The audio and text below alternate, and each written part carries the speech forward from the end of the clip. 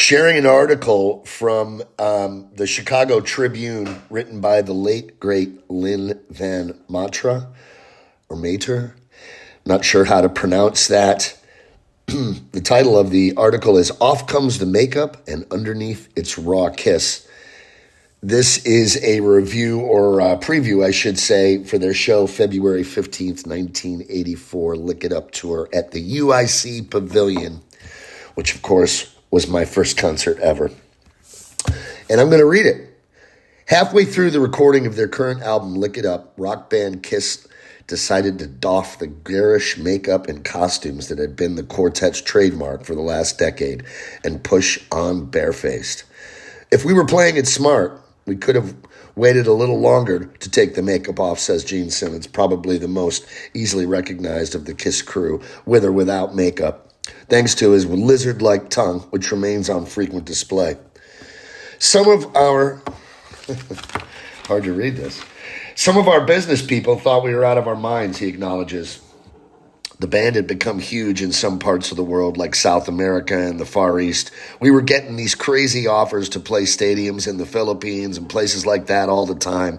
But once you've created something and done everything to do in that format, if you don't move on, you wind up being a copy yourself.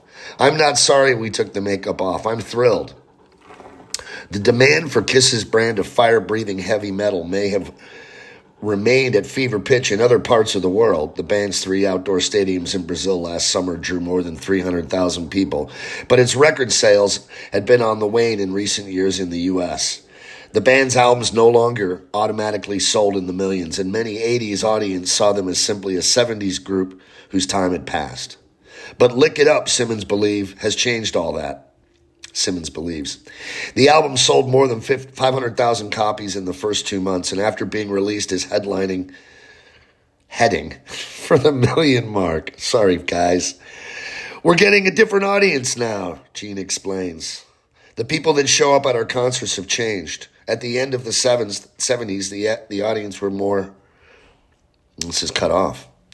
Now they're older, around 18 or 20. And we're getting a lot more women now, he adds with obvious pleasure. They're throwing panties and bras on stage. Does Simmons have any theories about why the band's heavy metal music should impel women to fling underwear?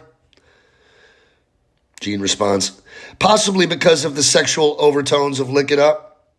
That album makes no bones about what it's supposed to be about, says Gene. Actually, overtones is an understatement.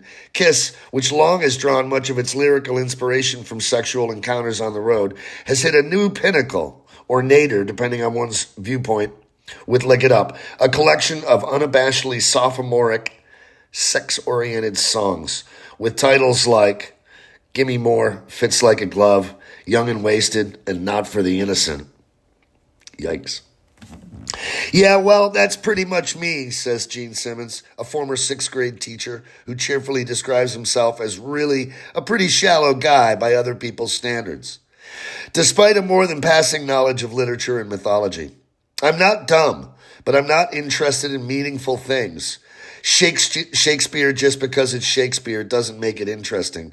I could sit here and roll off glib phrases about what I'm really like, but for all intents and purposes, I'm a guy who gets up on stage because he wants to be told that he's loved and then wants to do the encores back in the hotel with a girl. Oh boy, how many times has he said this?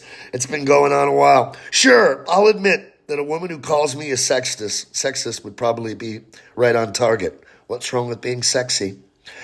I am a stereotype in some ways. I don't argue with equal pay for equal jobs and that sort of stuff. But when it comes to the game of sex, yeah, the first thing that pops into my mind when I see a female is sex, not whether she's read James Joyce. Gene goes on to say, and you ladies are going to love this, so I apologize. It's my contention, adds Simmons, that the high school guys that are into heavy metal, hard rock, whatever you want to call it, are the absolute base core of what rock and roll is all about. Females are more apt to flitter from one thing to another. They're less apt to take it seriously.